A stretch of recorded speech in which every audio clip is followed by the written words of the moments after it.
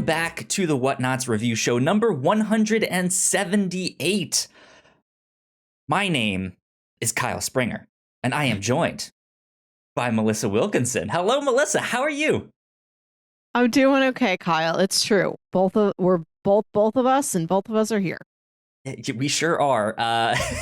So we've kind of thrown ourselves off a little bit. I know I've not done the intro yet, but I set my alarm last night and apparently set it for PM.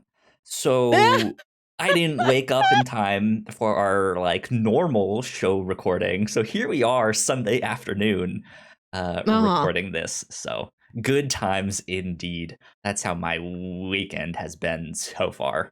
But that's it. I'm happy to be here indeed.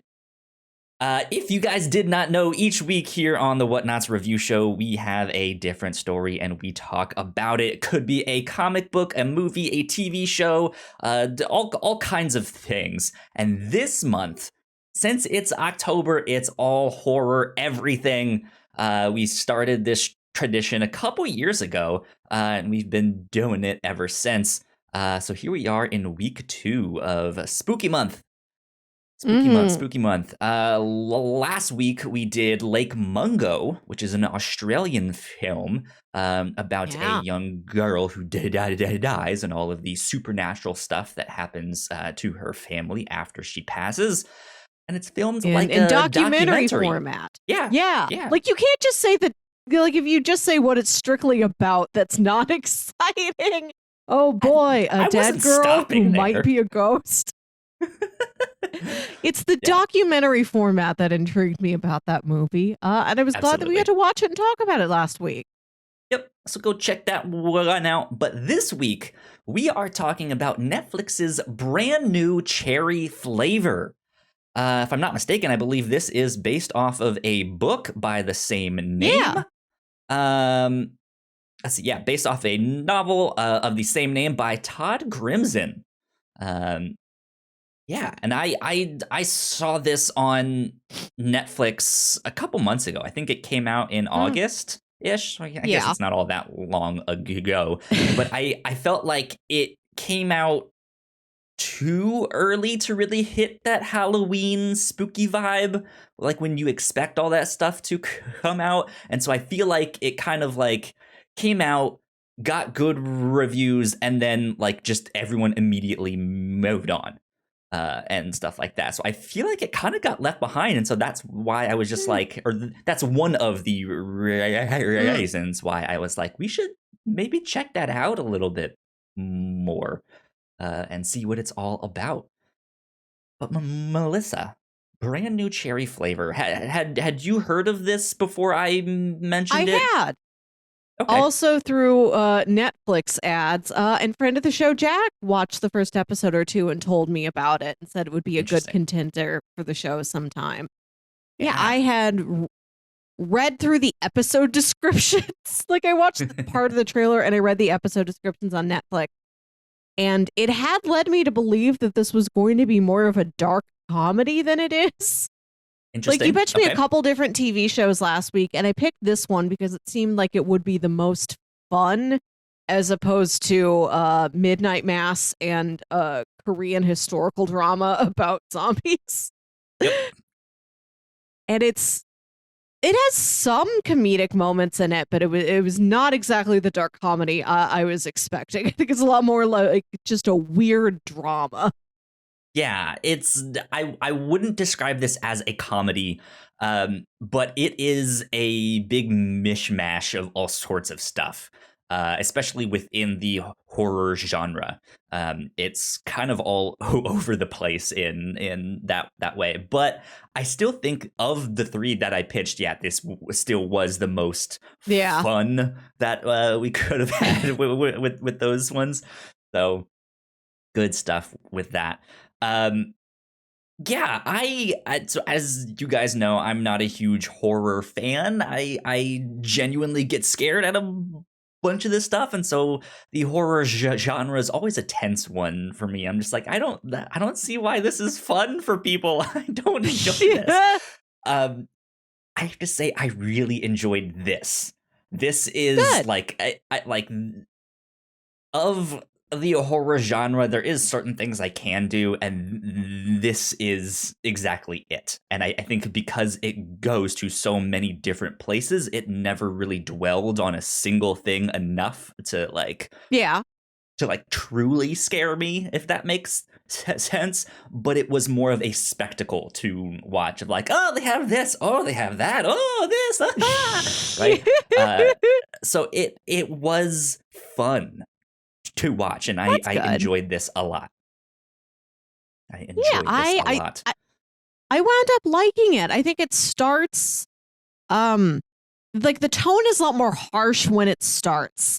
Some very dark things happen to our main character. But as she digs herself deeper and deeper into this hole, like the stakes get higher, but also the stakes get more absurd. And I think it's actually in like the last handful of episodes that I did find some laughs, actually. Interesting. Okay. Yeah.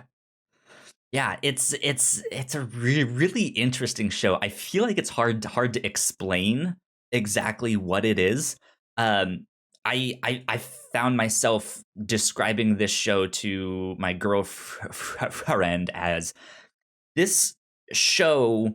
Like when I'm watching this show, it feels like I'm reading a ransom note, like one that's like cut out of like magazines, and it's just this big like punk rock. It's just this big like punk rock collage of just stuff.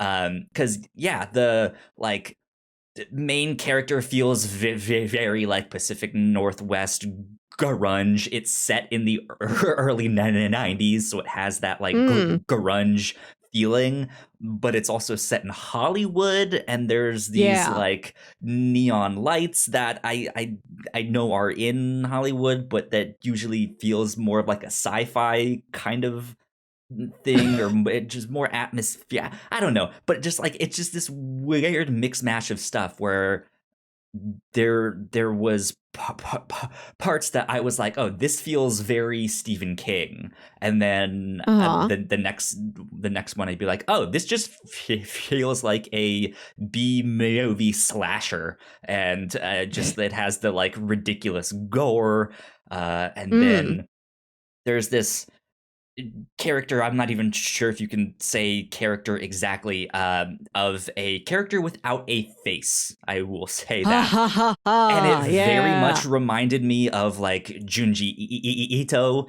the manga artist.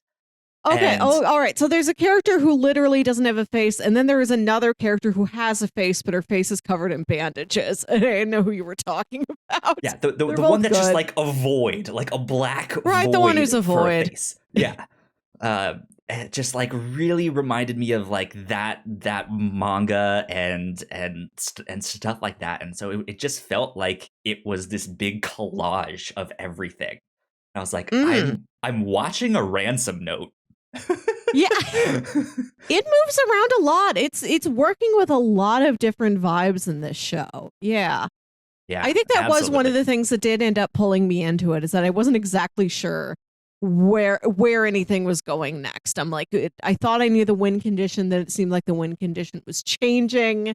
The circumstances, the resources that our main character was going to try and use to get the win condition, everything was evolving. Yeah. Absolutely, which I think is one of the show's strengths, but also maybe its downfall at the end.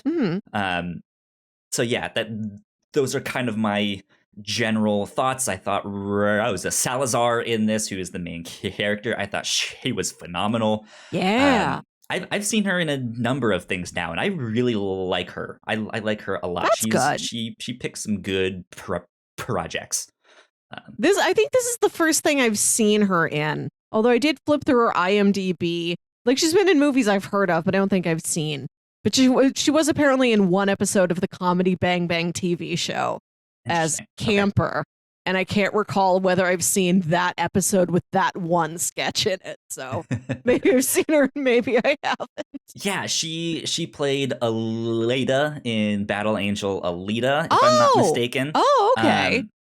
and she was in an Amazon Prime original show called Undone, which I watched I've like seen ads for that. Yeah. 2 months ago. That was fantastic. That was awesome. It's rotoscoped, so it was all like they filmed it live action, but then drew on top of it to make it look like it was animated, and that was thumbs up from me. Go check that one out. Okay. But yeah, that she's in a lot of really cool stuff. So I had a blast with this. I thought this show was a lot of fun. Brand new cherry flavor. Good stuff. Good stuff. Plot synopsis. Let's do a basic plot synopsis to bring a few more people on board, and then we can do our housekeeping, and you can get into spoilers and stuff after that. Lisa Nova is a... Yeah. I can try it out. Lisa Nova is a young filmmaker who's made a short movie called Lucy's Eye that's been sent out to like film festivals, and she goes to LA to try and get a deal to like get this made into an entire feature film. But she wants to direct. This is like her passion project. She's very personally attached to this.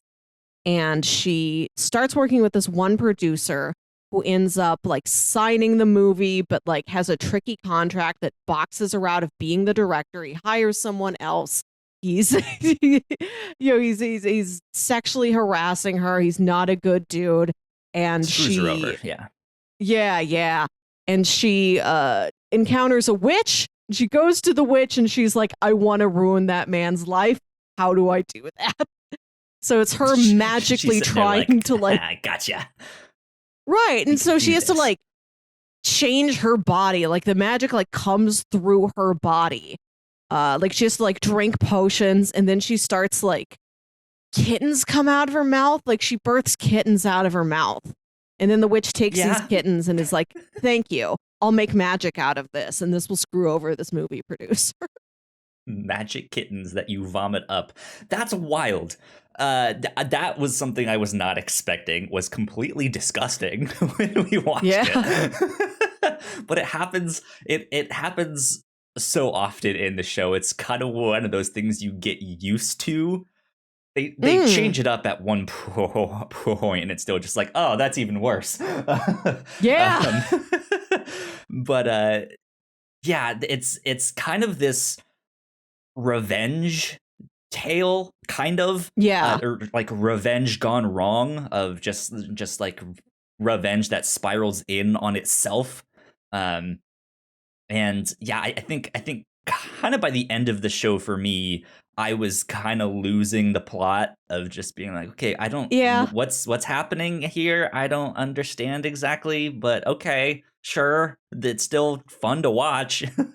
But yeah, it's wants to screw over this movie producer for using her and screwing her. So she's just like, magic. Let's magic him to ruin his life.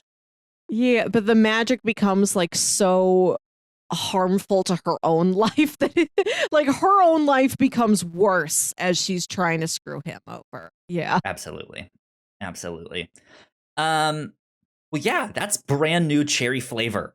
I think you guys should check it out on Netflix. It's a good, like, fun romp. I feel like this is absolutely one that you can and should put on like at a Halloween party and stuff like that, just because of all the places it goes to. Like, you can like be not paying attention, look over and see like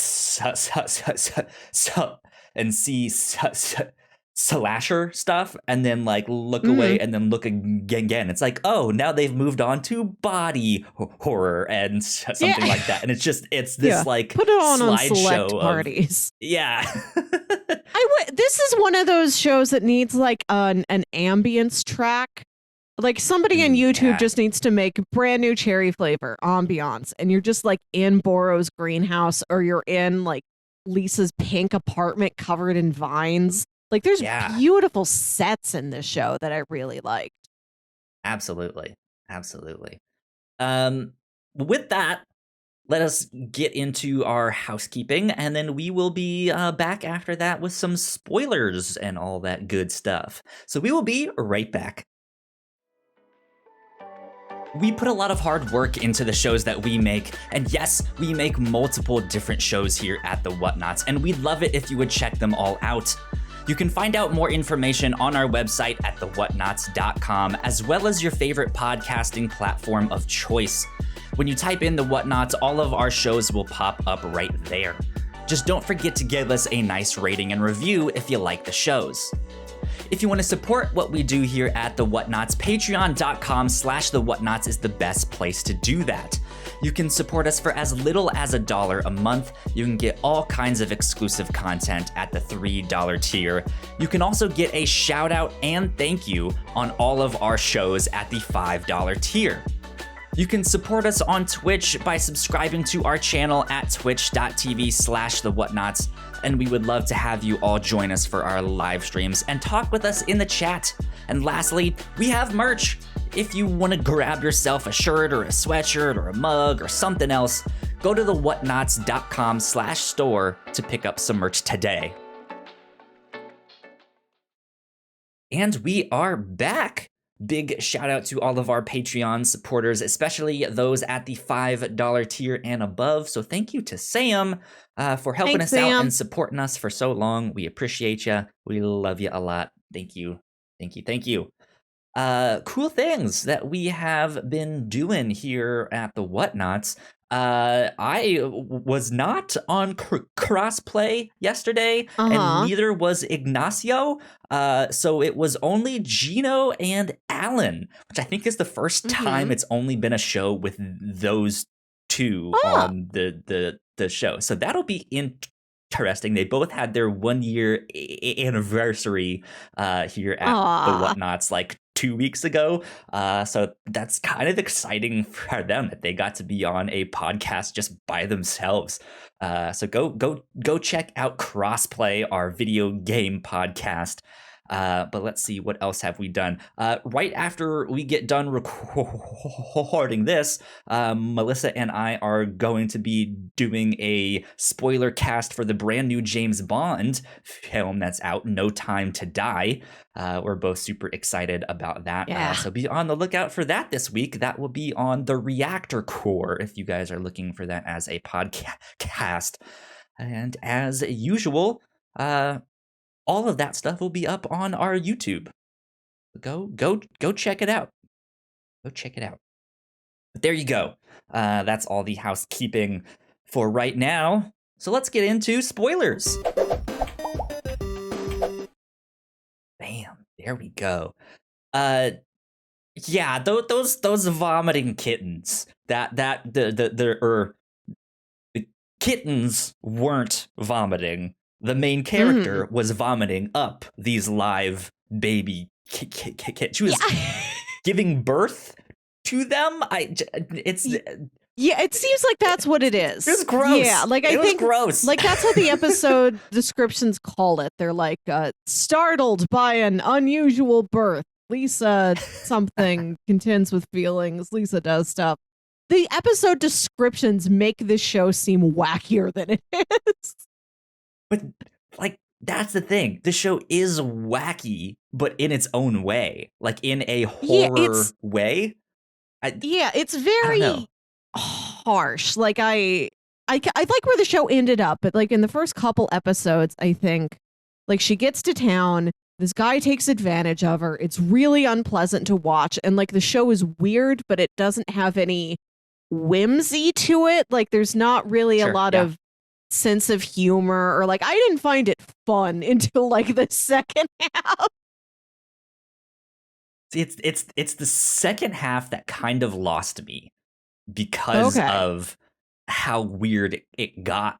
Like there was almost too much happening at once, and I still liked it. It was fun to watch, but yeah, it was just like I like the more subtle weird things. I mean, not that this show was ever subtle, but like in comparison, like I liked the more toned down. Like, okay, we have like one or two things that is going on that's really strange instead of like 5 or 6 things that's all happening at once.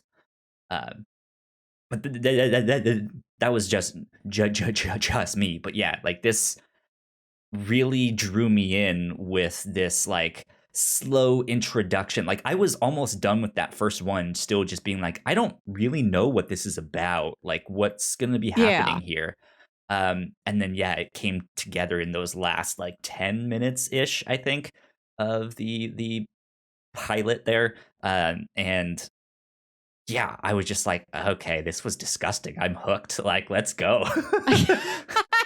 How is she? Like how is she gonna burn this guy's life down?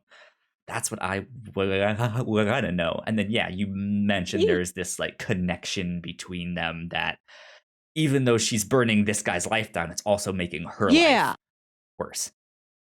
Yeah, and I do kind of like the turn that happens where I think that something that really brought the show together for me is zombie Jonathan. Once Jonathan is a zombie, that really added something to me. That actor does a great job of looking like a zombie. Like this is a show with some of the best physical performances I've ever seen. Just what everybody is doing with their faces and their body language is great. And it added a sympathetic edge to Lou that I think the show needed, just to make sure that like there was something you were interested in seeing when that guy was on screen. It wasn't just like a boo. Yeah. Like he's not a good guy. You, Lou. But you do respect the fact that okay, maybe he's a terror. You know, he's bad to Lisa. He's probably bad to other women. He's like a toxic presence in the industry, and his son doesn't like him. But he does love his son in his way. And when something bad happens to him, he takes it very seriously. He's very hurt. He really just wants his son back and safe. And like that's something you can latch onto. Like, I'm not rooting for this man overall, but I hope like on this one point, singularly, outside the context of the rest of his life, I hope he does get his son back. Like, that was a journey I was interested in, and it made like, I don't know, like I felt for it, but I was glad that I felt like some sort of sympathy and concern as opposed to just flat out 100% disliking the guy. Yeah, because I mean, not that I want to justify what he did, but he's also not wrong in the sense that is the business. That's showbiz, babe, right? Like that's just unfortunately how that business goes. And so he took advantage of her kind of inexperience on this stuff, though she like it's also a trope that everyone knows that's the business. And so she's like trying to be like, hey, does this contract sound like I'm not going to get screwed over? And she's having more people look at this and they think it seems fine, but she also doesn't go to a lawyer. She just goes to like, hey, you're a director that I know. Like, does this seem right? And then it turned out that was the guy who did end up getting her movie, which wasn't clear to me for a while because like her friend Code just comes in and says like Jules Brandenburg has your movie now, and I'm like, who is that? Because we've seen that character before, but I don't think they named him, or if they did, I like completely missed it. He seems like when he's first introduced, is just like, this is a friend of a friend who I needed to call on because he like has a little bit more film industry and experience. Like I can't hire a lawyer, but Code's friend will come over and look this over for me. But apparently he's like the hot new director on because he's done some music videos. I don't know. It just it was a weird introduction to that character, but he's also not much of a character. No, I kind of like how quickly he's taken off the board. I love that Lisa just pyrokinetically lights him on fire and then he falls into a pool at a big dinner party. That's great. It's like there's so many weird things happening because that is the one and only time where it seems like Lisa like has some semblance of control of magic, of her quote Yeah. unquote powers. Not that she has powers, but like it just like, wait a minute. You like basically just concentrated very hard on this one dude and focused your anger like at him, and he spontaneously combusted. Does that mean you did this? Did you make this happen? I don't know. The show just moves on. Right. I wanted more of that because there are a lot of allusions early on to this. She made that short film, and it said that like she made it out in the woods with just her and this actress who she was dating, and then like she comes out with the short film, and everybody's like, "Where's that actress?" And she's like, "Oh, she didn't come with me out west." Like there's something that went on back there, and I thought it was going to be something about like her powers. Like she had some sort of power that activated. Like she made Mary pull her own eye out. And then it turns out, no, she just gave Mary peyote and Mary took it badly. And that's why she pulled her own eye out. So I'm like, oh, it's kind of disappointing. Just a bad trip. I thought this was magic. Yeah, like that is kind of one of the central mysteries of this whole show is that, yeah, Lisa Nova made this short film that has caught the attention of some Hollywood directors. And this guy Lou is the one that like sees it and is like, hey, I haven't really had a hit in a while. I know that this one is going to be a hit if we can, make this into a bigger film that more people see.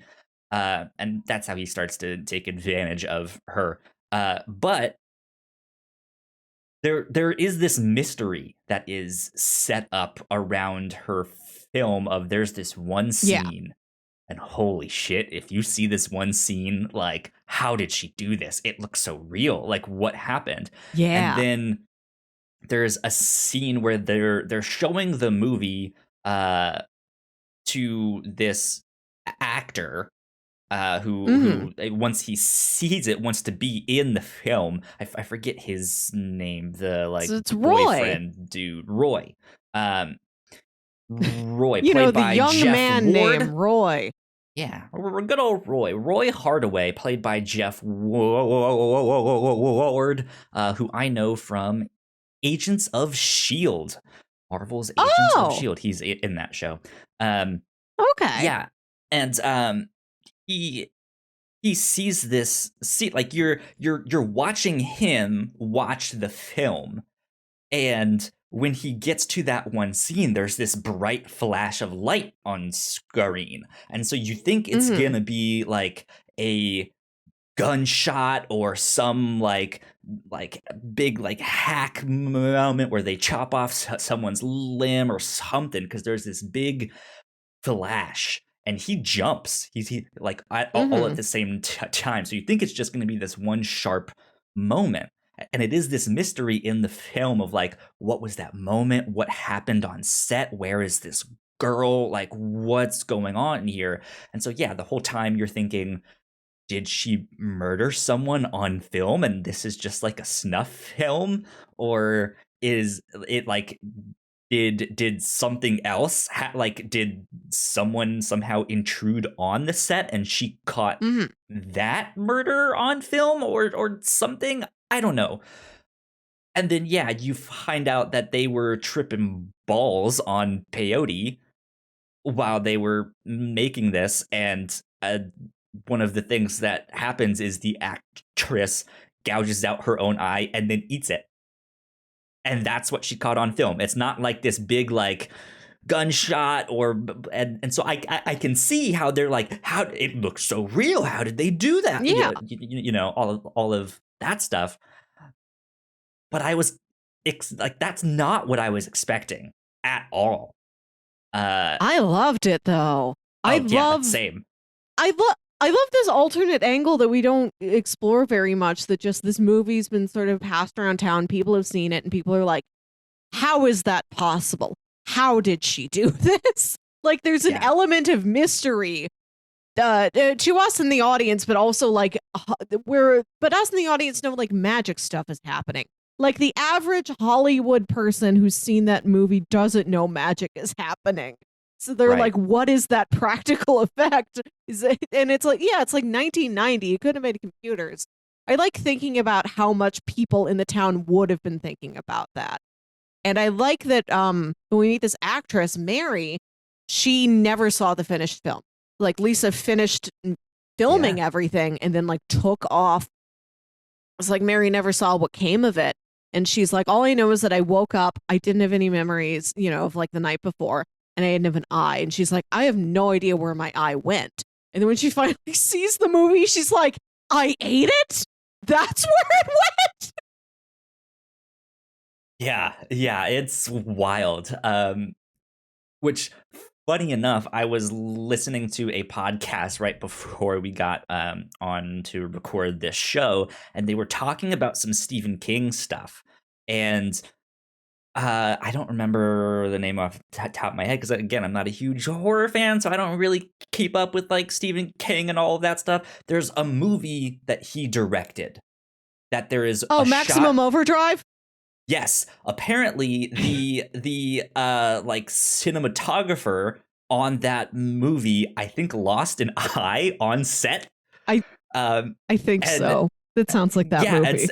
And so it's just this like weird coincidence that that's what we watched in the show, and then I hear this podcast about a guy like, yeah, somehow on set he just lost an eye. Like, that's it. Like he's done. Yeah. So wild stuff though. But yeah, I loved that film. Because it seems like a zombie movie, like Day of the Dead kind of like Night of the Living Dead style zombie film. But we're not exactly sure. I don't think that's what it is. I think it's about Lucy, the character in the movie, like awakens to some sort of strange power. Like she has a power and people are trying to take the power away from her, which is like why Lisa's so passionate about the story and why she's like so torn apart when it gets taken away from her. Yeah, it seems very sort of dream-like. Like it's all in black and white and it's a lot of Lucy just like running through her house screaming. I think there is somebody coming to attack her. We don't know exactly who it is. There was like shots of like them filming, and she grabs a knife. And yeah, you're right. It is about this character's power and people trying to take it away from her, which is a good metaphor then for what's happening to Lisa in Hollywood. But yeah, there was like at least one person there. It seemed to me like there was 2 or 3 or something, and like more people like closing in on her from multiple angles somehow. So I read that as like, oh, it's zombies. That's what it is. She made a zombie film. The plot of Lucy's eye is never exactly clear, but I think that's on purpose. Mm-hmm. Yeah, because she has this power and this passion of her imagination and the arts, and this story that she wants to tell, which we learn kind of has to do with her mom, that her mom basically abandoned her and she never met her, doesn't know what her mom looks like, all of that stuff, and she's had these nightmares since she was a young kid of this like faceless woman that I was like, oh, that's her mom. That's supposed to be her mom there, but she just doesn't recognize the face, and so that's why there's this like empty void where the face should be, and it's terrifying. But yeah, she has this like willpower to like, I need to make this movie, I need to make my movies, and no one can take that from me. And of course we see all these actors and directors trying to get a piece of it. Be like, hey, I want to be the one to produce it, or like, hey, I don't know how I can be involved, but I want to be involved, and this and that. And that's, I guess, not necessarily taking things away from her, but like, Roy's more pretty people helpful. are wanting to get involved, and like they all want a piece of it somehow. some way. So yeah, good Mm-hmm. metaphor for what's happening to her there. Stuff like that. Yeah, and it was just an interesting narrative conflict that for people to want to take it, they must see a form of value in it. Even if not in Lisa, then in this thing that Lisa has made it individually. Like there was another aspect of Lou's character I thought was interesting in that he has bad judgment. He makes a lot of bad choices, but he seems like he has good taste. Like when he says like, I like this movie. I like what you did. I like that performance. Like it's all things that me and the audience are like, yeah, I agree. That was good.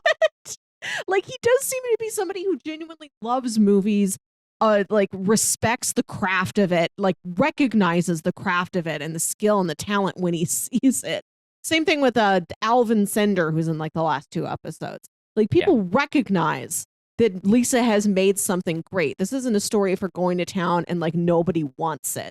Problem is that too many people want it, and they want it absent of her. That nobody wants her. They only want to like take this creation away from her. Yeah, indeed. I want to switch gears a bit here and talk about Boro. This is the witch that Lisa goes to.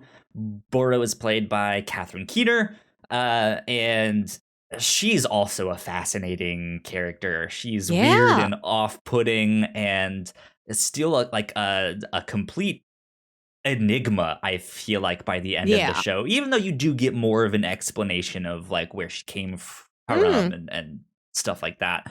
She still just seems like a complete mystery to me by the end of that show. But yeah, we see her at this party when we first meet her, and she kind of abruptly comes up to Lisa and just out of the blue is like, hey, I can hurt someone for you. And she's just like, excuse you? Like, who are you? And like writes down the address on her arm of like, hey, this is where you can find me if you need me. And yeah, it's like later that night is when Lisa starts to be harassed by Lou and stuff like that. And so then she finally considers, after finding out that the movie got taken away from her, to be like, all right, let me go check out this witch. And she gets to her place, and it's inside this building, but on the inside, it's basically a jungle. Yeah. Just like it's so overgrown with plant life that it like you walk in and it is just you've been transported into a completely different location. And it's kind of it's creepy in its own way, but this is like another example of like, here's this other thing that just makes the ransom note like even more interesting, right? They like went over here and was like, what if we just have a jungle in the show? Yes. And they're just like, well, how do we do that? What if the inside of this building is just a jungle? And they're like, brilliant, let's do it. It's not even like a green, like this is not like any like greenhouse or conservatory that any person would have. This is like, I went to the botanical gardens and inside the like climate controlled geodesic dome, they're like, yeah, this is our jungle area where we show you jungle plants that we've transplanted here to Missouri. But it's like, but if it was that, but with no concern for like, here's it's organized, here's the signs that tell you what the plants are, here's the walking path. Right. It is just like full jungle, just like inside of a normal building in Los Angeles. And with no semblance of like living spaces either. Like I think we briefly see a kitchen, but we never see like, where's the bathroom? Where do you sleep? Do you have a garage? Right, yeah. And there's no walls like inside. It's just this big, it seems to be like this big open space, and the canopy is so thick amongst all of these trees that you can't even see the roof or if there is one. Yeah. Like you just don't know. It's just it's so mysterious. But yeah, that's where she finds Boro, who for me, had the funniest line in the whole show, which is when Lou comes to her for the first time and is asking her like about the jungle, and he's looking for dirt on Lisa, and she's sitting there like, well, the jungle is full of dirt, you dig? And it's just like, okay. I think the dumb joke here, but I love it. The funniest line in the show is shrimp. There's a scene in the second to last episode that is like worth the price of admission for me. I'm like, yes, this is why I've watched this for like 6 hours so far. We're like, Lou finally has gotten like he's got this like college age son, Jonathan, who Lisa sees when she like goes over to his house to yell at him about taking her movie away. And Jonathan's like he knows what his dad gets up to, but like, what can he do about it? He's like, I hate my dad. I wish you wouldn't do that. But like, he's a bystander and everything. He's largely innocent of like any larger plot going on. And he gets like killed, and he's like a zombie sort of, like he's just shuffling around like slack-jawed, dead-eyed, and like Boro sort of takes him under her spell, makes him part of this like group of other sort of living zombies that she has that surround her, who like help her out with things. And she makes him, he was bit by like a poisonous spider. Like it was part of ruining. Immediately when they introduced the spider, I was like, now they're bringing in arachnophobia. And then like 2 seconds after that, that's when Lou screams, it's like fucking arachnophobia in here. Yes. I was like, I got it. He got bit by this poison spider, and that's why he's like in this state. And then like Boro makes him a leather jacket with this big spider like embroidered on the back, which is very cool. And like Lou's been trying to get him back, trying to find him. And we see this flashback to like just after Jonathan had like graduated college with an art degree. And like Lou takes him to this nice hotel bar and is trying to like enjoy, like he's legitimately proud of his son, wants to like have this father-son bonding moment with him. But like Jonathan's like not interested. Like he does not like his dad, but his dad keeps trying. And Lou's like, how about we order some drinks, get some shrimp cocktail? And Jonathan's like, I hate shrimp. Dad, I never eat seafood. And like when Lou gets zombie Jonathan back, he tries to like take him back to that same like hotel bar. Jog his memory. Like, I know you're in there. Right, and he's held. And so it's this zombie boy sitting in this nice hotel bar where his dad shows him family photos like, that's you, Jonathan. This, like, punk rock jacket where everyone else is in like suits and nice dresses. Yeah. And he's pointing at photos like, this is me, Dad. Jonathan's sitting there slack-jawed, and he says like the first word you've seen him say in ages, and he just goes, shrimp. And his dad's like, what? Shrimp. And he's like, okay, I didn't want it before, but if you want shrimp now, yes, I'll get it. Shrimp for my boy. And he like reaches out to like, take Jonathan's hand, and he like pulls off like the entire like back of his hand, just like the flesh is peeling off of him. And then he just like tries to awkwardly pat it back onto his hand. Like, there you go, Jonathan, everything's fine. It's like, that was the funniest scene for me. It's like, I like the goofy gore of like zombie skin just falling off and him trying to put it back together. And like, it's so tragic, but like tragic in such an absurd way that it is fun. That was the highlight of the series for me, was that one. It's a good moment. It really is. Yeah. God, all of the like magic stuff that's surrounding Boro is just so bizarre and so weird. Like I like that this show does not explain its magic, and it is not like one type of magic. Yeah. Right? Like there is this like zombieism. I don't know if that how that really relates to like early like voodoo stuff, or if that, because I think it was actually, I'm not mistaken, I think it was actually something other than voodoo that was first more zombie stuff, and then people just kind of attribute it to voodoo, but Sure. yeah, like there's that stuff. Then they get into like blood magic and sex magic and this and that. It's just all over the place, and it's never been Yeah. like, here's how magic works, or here's how this works. Just a complete mystery. Yeah, like there's no rules you can predict. Like only as soon as you need the information, Boro tells it to you. Like you can't tell what's going to happen. You don't know what the rules will be. It's only that like once Lisa licks the toad, and then Boro's like, well, now you'll die in 6 hours unless we complete the rest of the ritual. Licking the toad's only one part of it, Lisa. Like we couldn't have anticipated that. Yeah, it keeps throwing new things at us. Yeah.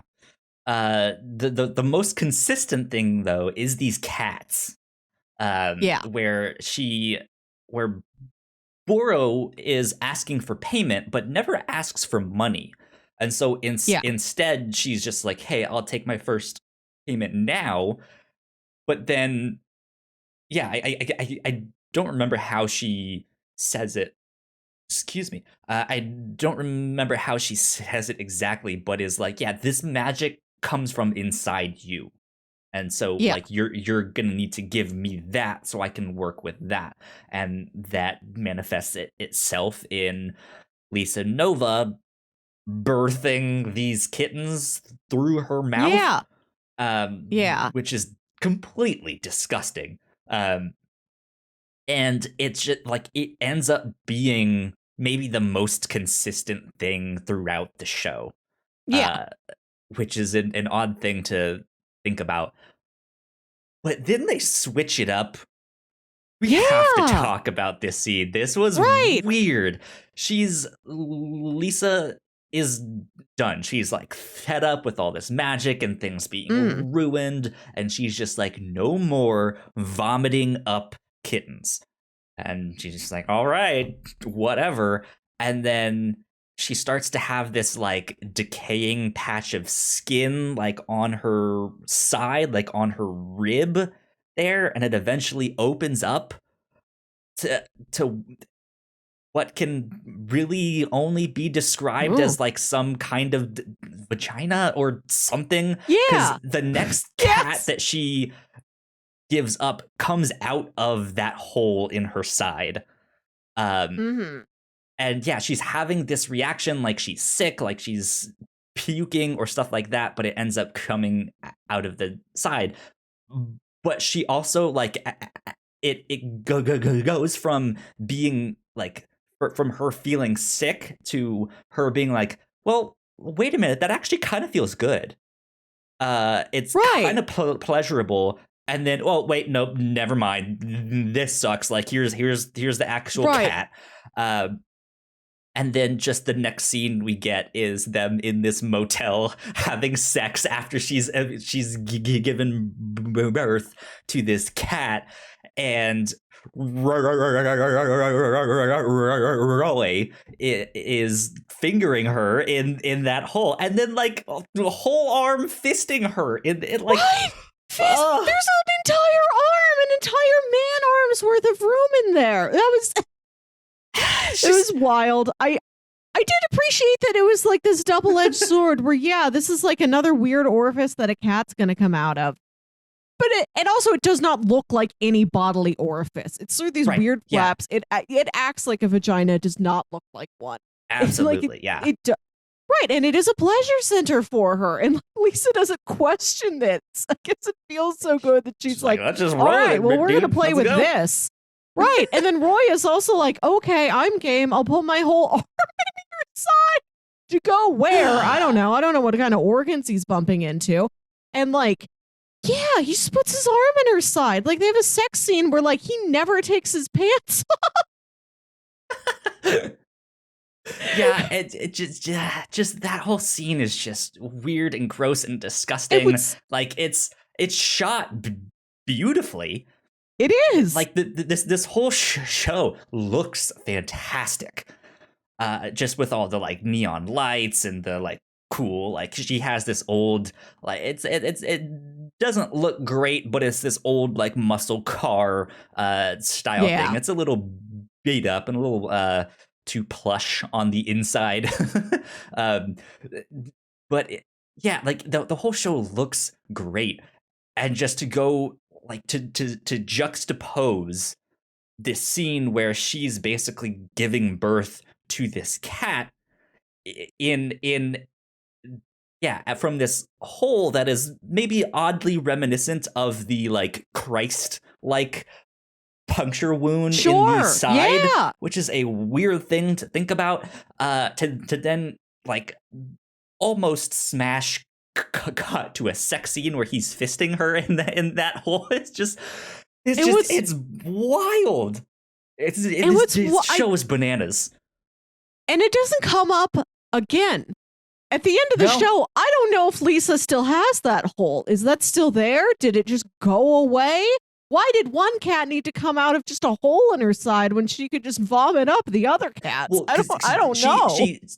She said no more vomiting up cats. She was expecting that to be like just hey, like no more cats, period. None. But yeah, Burrow was like, well, I'm still gonna need those cats some way. And so she just like, I've got it. I've got the solution.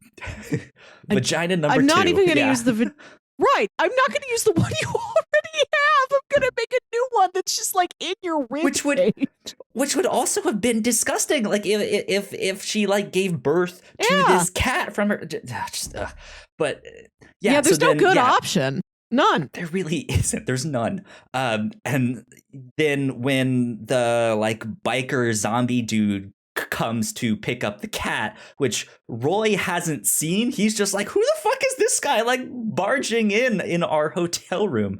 And she's just like, it's in the bathroom. And then when he leaves, she's sitting there like, I'll go back to vomiting them. Thanks. Like so but yeah, you're right. Like we don't know if that ever heals or it goes back to being like does she just have this other orifice now? I don't know. It's just this show, body horror galore left and right. I think the other body horror thing that I want to mention is when Roy dies. Yeah. Looks like you may I was going to talk about in mind. I was going to talk about when she has to pull that tapeworm out of Lou's eye. That too. Yeah, that's disgusting. I like that scene a lot, that she comes to him as this like final confrontation and he's like, there's something up with my eye, and then he starts screaming like there's something in my eye, you have to take it out. And it's this moment where like they've stopped being enemies. And it's just like he's a man in pain and she's like the only other pair of hands around. Like he's coming to her for help purely because she is his one resource, the one person who can save him. And it's not even like thematically like my enemy now must save me. It's like, no, she's just there and she helps him because like what else is she has to be emergency aid. It's this, and she pulls a worm out of his eye. Of the like film, they do kind of reconcile, right? Not reconcile, but like they both reach this point where there's been so much disaster. Right. There's been so much disaster and like trying to get the upper hand over each other that they're like, we give in. Like we're not, we cannot afford to be enemies anymore. And like now I think, and then like she pulls this tapeworm out of his eye because earlier there was a subplot where Bora was like, okay, to like do the next magic spell on Lou, you have to get the substance into his body. So she like it's like the pollen of a flower, and she like scrapes the pollen out and she like mixes in with some Coke to give to him at a party. But there's like a tiny worm from the flower in there that he snorts up, and it's apparently just been in like his facial cavities, and then it turns into this huge tapeworm that like Lisa has to like pull out of his tear ducts or whatever. Yeah. And then after doing that, he's blinded. That's caused irreparable damage to his eyes. And she goes to visit him in the hotel room, and like the TV's on, and he's like, I hate that the TV's on. Like, I don't want to hear it if I can't see it. And she like turns the volume way up and like puts the remote out of his reach, and she leaves. Like if they ever see each other again, they're not going to be pleasant to each other. They're going to do little passive aggressive things like that. But they're like, I can't, it was destroying my life to destroy your life. Like, let's just agree to reach an impasse, which is an ending I liked. I don't know, just because it was new, maybe because it was not what I was expecting. I was expecting this man's life to go down in flames. And him getting the subplot where like he loses the son he cares very much about, and he's honestly trying to like do right by his son and get his son back. I think Lisa sees some of that maybe. I like that it's like, I'm just gonna let you live. I think you've learned your lesson after all this. I don't think you're gonna hurt anybody anymore. It's worse now for me to continue doing bad things to you. Yeah. To go back to that tapeworm, like that's kind of what the ending reminds me of. Like they just kind of have to get over themselves and do something else.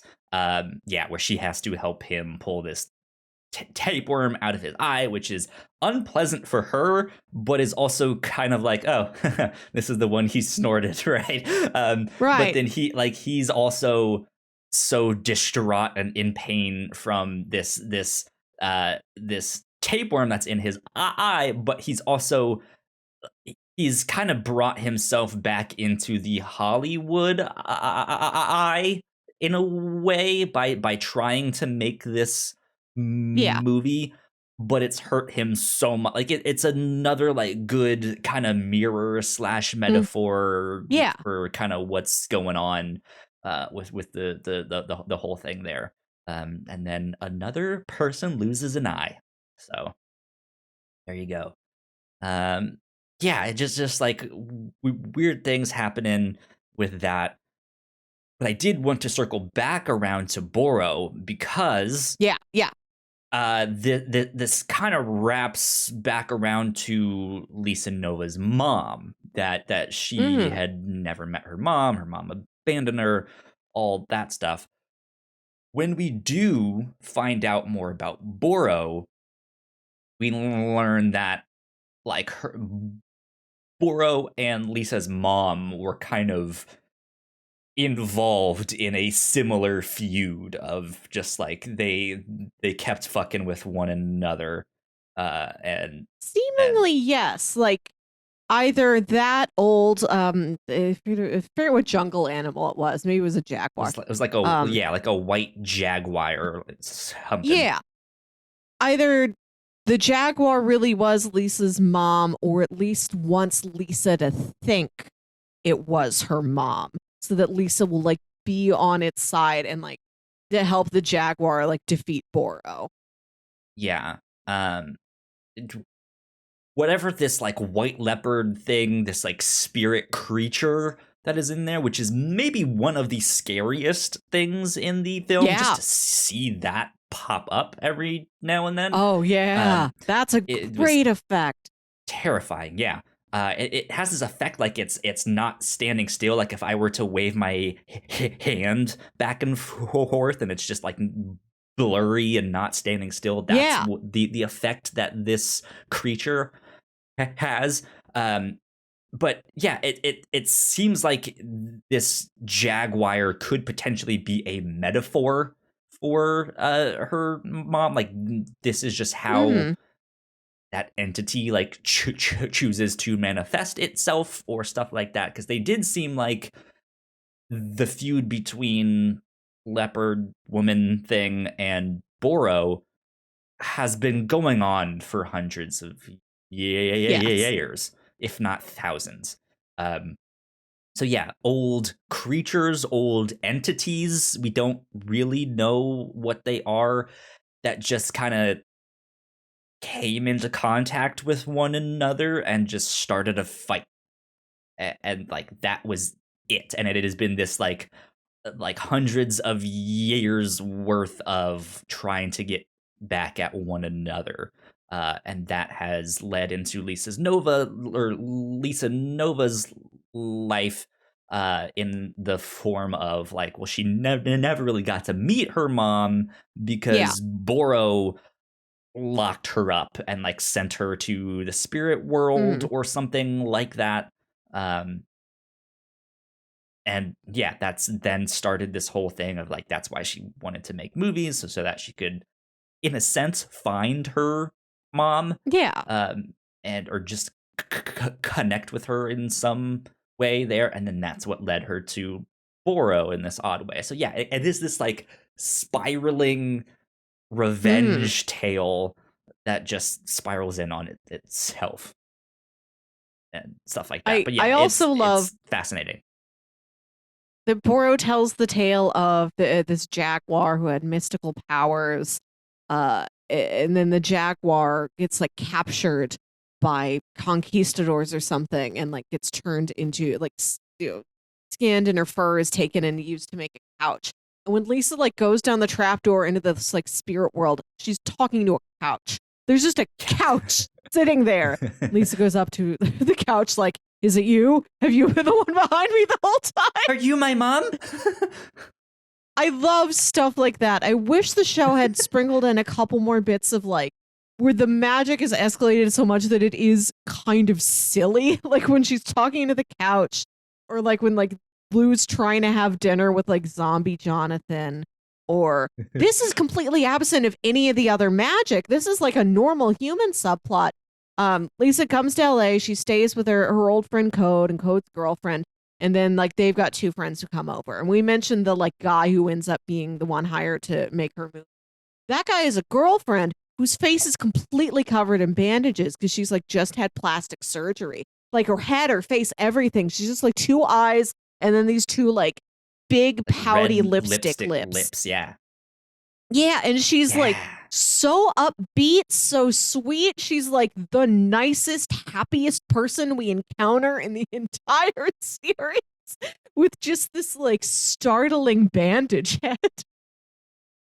Yeah, it's wild. It really, like, that reminds me more of like Japanese style horror, or that one Twilight Zone where they have the like faces bandaged the whole time, and yeah, God, it just like there's it's like, if nothing else, this show is so fun to just like spot the references or spot the sub genres and stuff like that, and just see it come together. Because I never at once felt like, oh, this is just a knockoff of this one show, or like, oh, they're trying to do Twin Peaks but scary, or like they're trying to do that. Like, it never felt like one thing, and I think because of that, it makes it wholly its own. But then also, like I said, I think by the end of the show there's just so much going on that it's just like, I don't even really know what's happening here. This is just fun to watch. Yeah, there's a lot of little plot threads, and like you learn more about the mythology, like behind Boro and this jaguar and everything. I like the casual, low-key background mysteries that never got explored. Kind of like the girl whose face is covered in bandages. Right? And like she tells you, like, oh, I just got a bunch of plastic surgery. When I get these off, I'm gonna look like Daryl Hannah. And then at the end of the show, she does have them off, and Lisa's like, wow, you were right. Like, it's not an overt mystery, but it's just sort of something odd there, like on the fringes. And another thing I love is that Code's girlfriend, Christina, who works in real estate, Lisa comes to town, crashes on their couch, and then Christina's like, I'm going to get you a place. Like, I want you out of here. Like, she doesn't really have anything specific against Lisa. She just does not like her, but Christina seems like the sort of person who doesn't like many people. The protective new girlfriend. Yeah. Like, I don't want his ex hanging around him. But is also like, showing off to Lisa, like, look what I can do. Look at my career prowess where I can go get you an apartment. But she gets her this apartment in this like dilapidated building. And Lisa moves into this apartment that's like completely pink. Like the entire place is, paint and magenta. And then Boro had given her this little plant.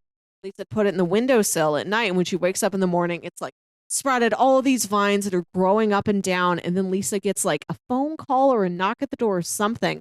And some voice says, hey, I'm your downstairs neighbor. Is there a plant growing through your floor? And like Lisa goes downstairs and I think just like walks into this empty apartment that I think that one's painted like entirely emerald green. Like it's all color blocked. And like, yeah, it's covered with vines. And then we learn later, I think Christina mentioned something like, you know, he checked the rest of the building out. You're the only person who lives there. Yeah. And we never get deeper into that. But I love the design of that apartment building is beautiful. And like it's sort of dilapidated and run down. More vines start to come in and stuff like that. Yeah. Like it's not a nice apartment, but it's painted like so brightly almost to like distract you from the fact that it's not a nice apartment. Like we'll paint it all hot magenta and they'll never notice that there's like cracks in the walls and stuff. And then you get this vine, but then to learn like who was that voice? Who called her? Was it like a ghost voice? Was Boros sending that out? What was it? And like, why is there nobody else in this building? Like, is that connected to any of this magic, or is it just another separate weird thing that's happening? I could have done with a couple more of those added in. The purpose of those vines too, like they just like there was no answer for them. They grow the flower with like the pollen that's supposed to get into Lou's body, but what was that? It was there anything else? Yeah, it just seemed like all of the like much ado about nothing, or just this one single flower, right? Like I both really like that stuff, but then I think this show was meant to be just a mini series. Like I think the 8 that we got is all that we're going to get, which in my book is kind of disappointing. Because I want more. I think there is so much more to explore in this world. There are so many mysteries still. Because we also never like truly met Lisa's mom, right? Like not really. Yeah, so like there is still that of like, what is this picture that she keeps holding around? I'm assuming that is of her mom. And then she does this whole drawing on the wall that never led to anything. She was just spending time drawing on the wall. I don't know, like there's so much stuff in here that is like, this is a really interesting scene. This is really fascinating. Ooh, I like this mystery. And it just goes nowhere. And so it feels like it set itself up for a sequel or for threads to be picked up later on down the road somehow, some way.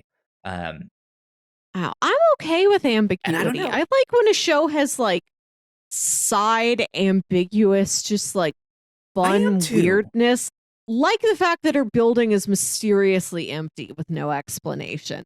I love stuff like that. I like when that's added in.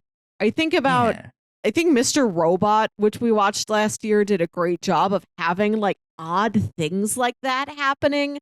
Like when they when Elliot has like the bank security deposit box from his mom, and he's like, I don't know what you possibly could have kept in there. I don't have the key. I don't know how to get into it. And like the narrative of the show just ends before he would have before he could have done anything more. So that's just one more thing in the back of your head that maybe means nothing, but it just helps with the window dressing of the whole show. That there's also this good odd thing going on. Yeah. Like I think it could set up stuff for down the road, but like I like what we got. I don't necessarily need it to continue.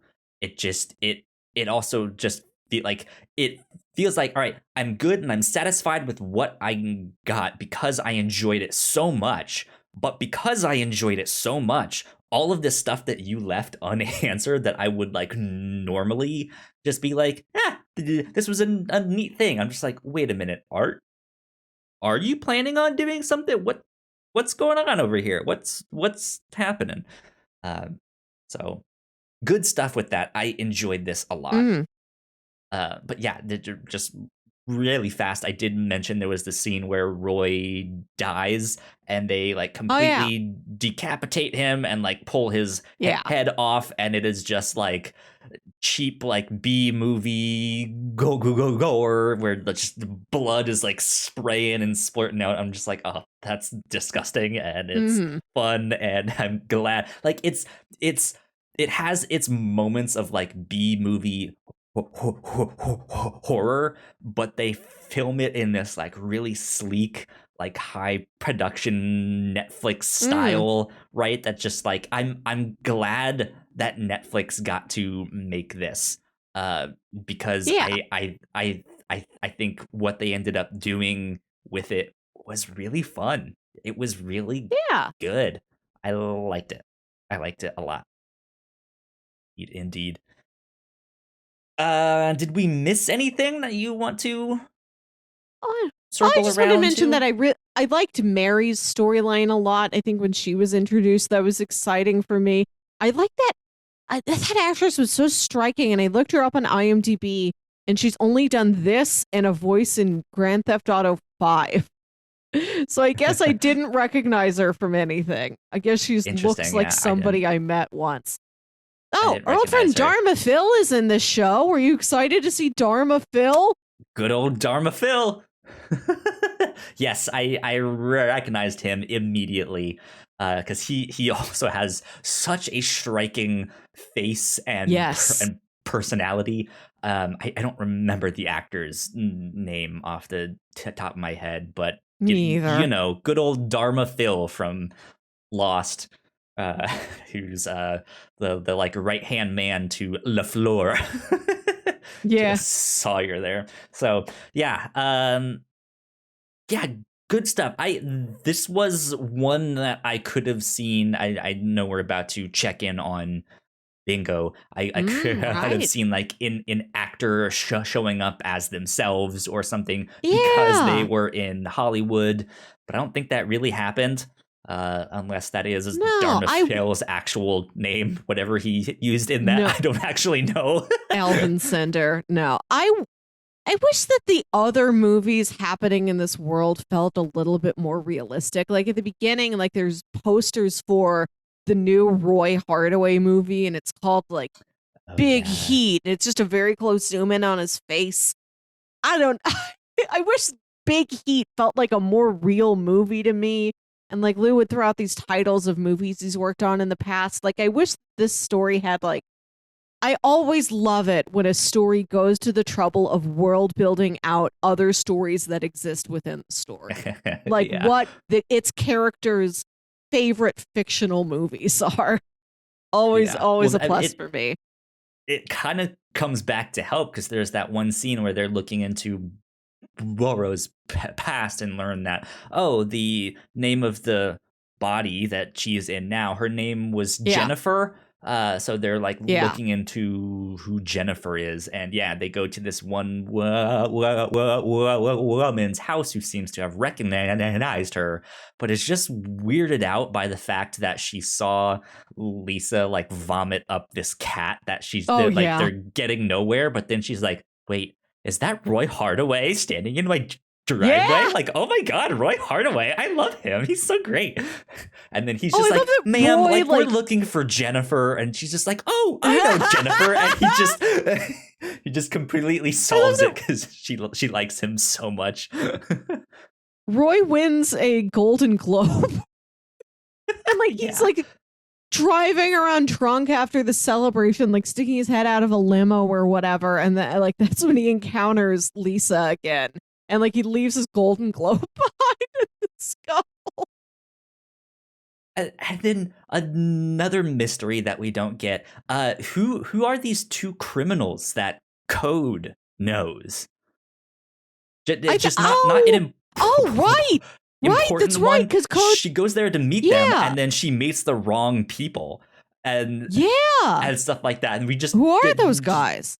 They don't come back. Yeah, pick up with that. Yeah, who knows? Who knows? Mm-hmm. Interesting stuff. This show was a wild ride. Mm-hmm. This show was absolutely bonkers. But that is brand new cherry flavor. Did we ever figure out why it's called brand new cherry flavor?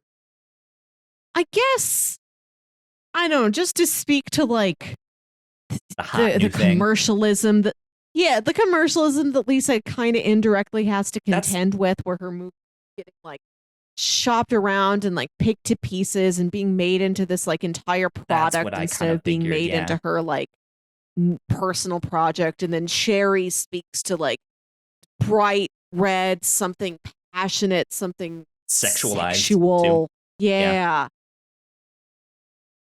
I gotcha. It's a title you remember. Absolutely. And I like that all of the like opening credits of each episode were in these like bright colors. Like it wasn't just like white text on the screen, but it was like red or yellow or purple or stuff like that. It looked good. Looked good. I like that a lot. I also like that it's always the same typeface and like the same size, but it'll change colors and change layouts. Sometimes it's like 4 words, one word on each line, or all on one line, or 2 and 2. Like they rearranged the title every episode, which was a nice little add-on. Did like that. Absolutely. So I pulled up my bingo sheet because I think it is about time we check in on bingo. I think I only have one that I can do. I would say, well, it's debatable. How do you feel about Ancient Evil? I was also thinking of Ancient Evil. I think even if the Boro and the Jaguar, even if they're not overtly evil, like they're both so self-interested that they are malevolent interpersonal entities, at least. Yeah, I agree. That's the only one that I have. Well, that gives me another bingo. God damn it. Well, listen, you have like 4 of them? 5? Hold on. 1, 2, 3, 4, 5. I do have 5 bingos. Damn it, I still only have 1. Like, I'm so close to like so many others, but it's just worked out in a way that I still only have 1. We'll get there. And like, I have an advantage on you because I did 3 episodes while you were on vacation, and Maniac got me a lot of them. Maniac was very helpful. Right. You're right. I'm a little bit behind. So hopefully in the next couple weeks here, I'll be catching up. But you must also not have very many squares left that you can hit. No, I have 4. I have No Time to Eat Breakfast, a superhero fight through a building, throwing an object, and then off screen you hear a funny sound effect like a cat meowing or glass breaking. Yeah. And then an actor playing themselves. Man, okay. Yeah, I have a ways to go. So we'll see here. But I do have No Time to Eat Breakfast. Character gets hit through a building. Actor who appears as themselves. So I have those 3. I'm still waiting on Death by Electrocution, Vehicle in Peril, Courtroom Scene, Magic Book, Didn't Realize My Own Strength, and Detective Who Makes the Case Personal. Ooh. Those are all good ones. Like, I think you made good choices. Creating your bingo sheet. This has not paid off. Hasn't paid off, indeed. Okay, well, that's our bingo update. We like to play bingo here on the review show with all sorts of entertainment tropes. Different stuff you might see in movies and books and comics and all sorts of stuff. So that's our update for bingo. This week, Melissa, let's get into recommendations. Oh, yeah. If people enjoyed Brand New Cherry Flavor, what else might they like? If you like this, you may also want to see Catherine Keener in the movie Being John Malkovich, which is full-on weird, just so excessively weird. They made so many choices to have so few things be normal. I really admire it. And that's also, well, the plot of the movie is a man goes to work in a very small office, and he finds a door behind a file cabinet, a little wooden door, and he goes through the door into a tunnel. When he gets to the end of the tunnel, he realizes he is looking through the eyes of respected actor John Malkovich. And him and this coworker he's a crush on, that's Catherine Keener.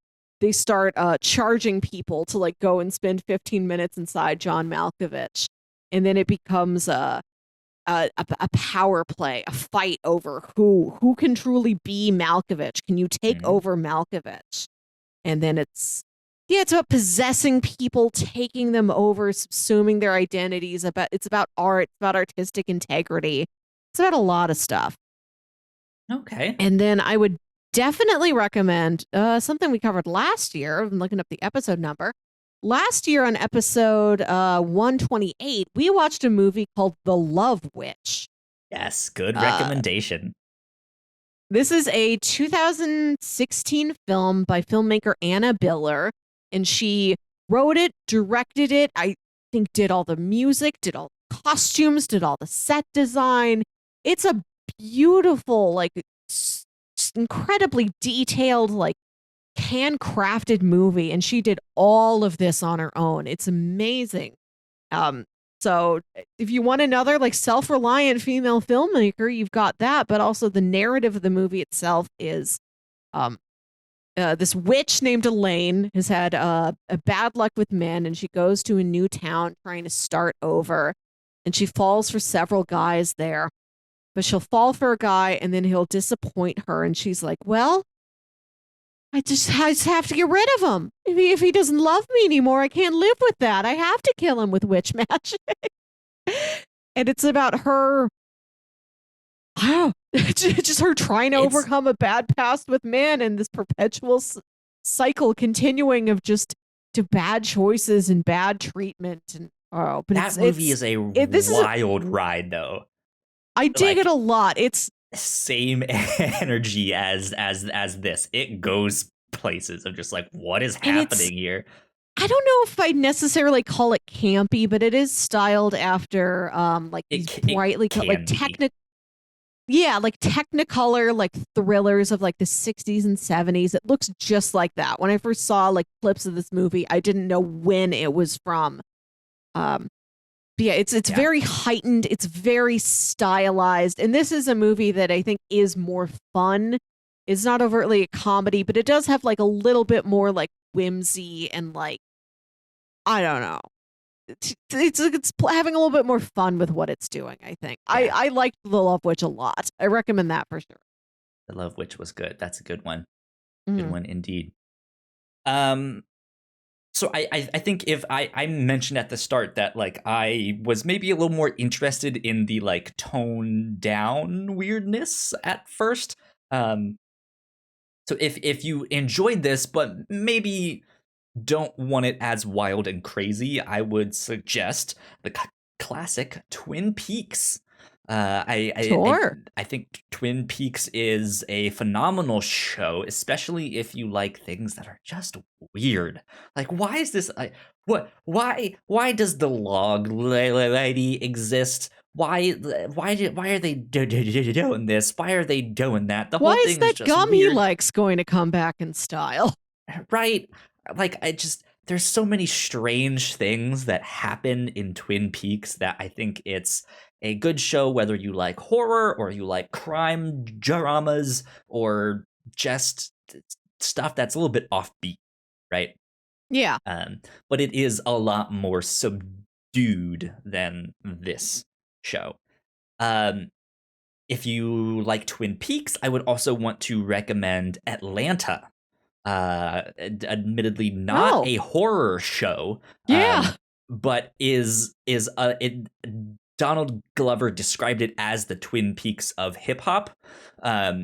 Okay. But God, that show is wild at times. There's just certain things that it's just bananas. Like you wouldn't believe that it is happening in this show, but it is also this very calm, subdued look where it feels like you're sitting there like high and just wondering like, why are all these weird things happening? And then just being like, huh, okay. And then just accepting it as like, well, I guess that's just what happens. But yeah, I would highly recommend that show too. It is so good. It is so good. Okay. So yeah, that is one to check out as well. Nice. I've heard that show is good, but I have not heard that it is weird. Oh, I appreciate knowing that. So they immediately, I think it's episode 1, there's a scene where Donald Glover gets on the bus and there's a guy that is sitting next to him that like wants him to eat his Nutella sandwich, and he is he is the log lady equivalent, where he just like, who is this guy? Like, why is he doing all of this weird stuff? Is this guy God? Like, somehow, some way? Melissa has told me to hold on a sec as she kills some bug or insect or something that's on her wall. I had to kill a spider. It was on my wall. It was big. I think I would have tried to trap it and take it outside where it lives. But, you know, in the heat of the moment, death may be near. Good stuff. Yeah, the Atlanta is absolutely bizarre. Highly recommend it. Highly recommend it indeed. But that's all I got for recommendations right now. Okay. So that means it is time for pitches. Melissa, it is your turn to do the pitches. My turn. What do you got for me? Okay, so our first week of Spookytober, we watched Lake Mungo, which is a movie I appreciated. It's interesting. I'm glad I watched it, but boy, was it somber. It is a heavy movie. Downer. Right, and then I was hoping for like a little bit of a pick-me-up with brand new cherry flavor, and it did have things that I enjoyed, but it was not as light as I was hoping for. So I went for all like sure bets. Fun, Kyle. The theme this week is fun. Fun spooks. Fun. I need them. It's my birthday this week too, so I'm like, I'm picking all like treats for myself. I got two like classic favorite movies of mine. I got them both on physical media here. I will hold them up to show you. And then it's one movie I've never seen before, even though I know it's like right down my alley. Okay. I would love it. I just haven't gotten around to it yet. And maybe this is the week. So pitch number 1, in a meeting of Spooktober and Shame Timber, I've never seen What We Do in the Shadows. Okay. This is a 2014 film described as Viago, Deacon, and Vladislav are vampires who are finding that modern life has them struggling with the mundane, like paying rent, keeping up with the chore wheel, trying to get into nightclubs, and overcoming flatmate conflicts. I love vampires. I love improv. I think this is a movie that's like has a lot of improv in it. Just sort of loose and sketchy and quirky. And yeah, I've heard nothing but good things about this movie. It's a TV show now that's been running for a couple seasons. So it's about time I get started. Too. Yeah. Yeah. This could be the time. All right, so that's pitch number 1. Pitch number 2 is another favorite of mine. And it's a movie I reference a lot, so I figured it's about time maybe we cover it on the show. Clue! Kyle, who did it? What was their weapon? In what room did they do it? The mystery of Clue. You know Clue. It's based on the board game. It's about 6 people with color-coded names that go to a mysterious mansion. Well, I guess the mansion's not super mysterious, but a guy there dies, and that's the mystery. Who killed Mr. Body? And they have to, find what room in this mansion has it. And like there's secret doors. There's a hallway that leads to somewhere so somebody can like sneak around and get out there when nobody's looking. It's a stellar cast. It's a great bottle movie that's just like 7 people in it. Clue is a delight. And my DVD is, well, of course, all versions should be this. This movie was released in the theaters in the 80s. I don't know what year, 1985. It was released in 1985 to theaters with 3 separate endings of possible culprits. So you could go to the theater one weekend and your friend could go the next night and you would have completely different experiences at the end of the film. That's awesome. So that's awesome. We can talk about all 3. Compare and contrast the various endings. Who's the true killer? For pitch number 3? Number 3, I thought about a lot of different things, like, oh, should I go for another thing I haven't seen before? Should I go for something that like I only saw once and I need to take a closer look at? And then I realized, no, I got to be true to my heart. I know the name that my heart calls out. It calls it out 3 times. Beetlejuice, Beetlejuice, Beetlejuice. There we go. Holding it up here, Blu-ray with one of the finest movie posters ever designed. You know Beetlejuice. It's about a Michael Keaton who wears a stripy suit and he lives inside a tiny, tiny landscape that Alec Baldwin built in his attic. After him and his wife Gina Davis die, and they're stuck in the attic until Catherine O'Hara and her family move in and redecorate the house. It's a good one.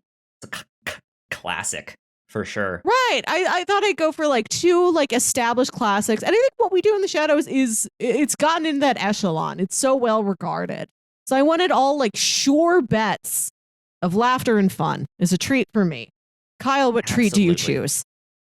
Treat that I choose is Beetlejuice. I think Beetlejuice would be a good one for us to cover on the show. I have seen it before, but it's been years since I have actually watched it. Yeah. So yeah, I am excited to get to dive back into that film and see what is up and just have a good time, because I remember this just being fun. Like it was a good fun film. This is a movie I've seen so many times because I feel like it's always on like freeform around Halloween. Just for like, I think 6 solid weeks. Any night you turn the TV on, you can find Beetlejuice. Yeah. And one of my favorite jokes in any TV show revolves around Beetlejuice. Oh yeah. I am a huge fan of the show Community. And they did this long this long joke where for like the first like 3 seasons they made one reference to Beetlejuice in like each season, and then in that 3rd season when they mention him, if you look, there's a character that walks by in the background in a Beetlejuice costume. So it took 3 seasons for that to pay off. Excellent. But when it did, he's just like, it's blurry, he's in the background, but if you pause it at the right time, you're like, there he is, I see him. It's good. You've summoned him. Yeah, exactly. So I'm happy that someone planned that out or caught it and was like, guys, we've said his name twice on the show so far. We only need once more. And what if we just say it and have him just walk by in the back? Right. And it was phenomenal. Way easier to do than with Candyman. You have to say his name 5 times. Oh, God. It's way too many. I'd get distracted. Yeah. Next week, let's watch Beetlejuice. That'll be classic. Fun. You know, that will be. Yeah. I tried to find more obscure things, and I'm like, why deny it? You know, it's good to get a mix, right? Like we've gotten like Mungo, which is a foreign film. We've gotten a new show, which is maybe lesser known, right? Let's do a classic, and then I don't know. We'll do the week. I think the week after that, I have a bunch of comics and stuff like that. Comics. So, there you go. Indeed. So yeah, that's what we will be up to this next week, watching Beetlejuice. You guys should watch along. And I guess we will see you all then. So, Melissa, where can the people find you on the internet? You can find me on Twitter and Instagram at Wilkywit. That's WILKYWIT. And listen to my other podcast, Saturday Morning Obscurities, a show where me and my brother Jams talk about weird old kids shows you feel like only you remember. We just put out an episode for the month of October, the month of spooks, where we're talking about the PBS show Ghost Rider, about a little orb of light that like gives kids clues to solving like real low stakes mysteries. And it's your classic orb of light that like pulls out letters and rearranges them into a message for kid sleuths. There you go. And we talk about the the truly haunting saga of Gooey Gus. If you know, you know. We showed him last week when you mentioned Show him. He's definitely gooey or something. But yeah, so there's that.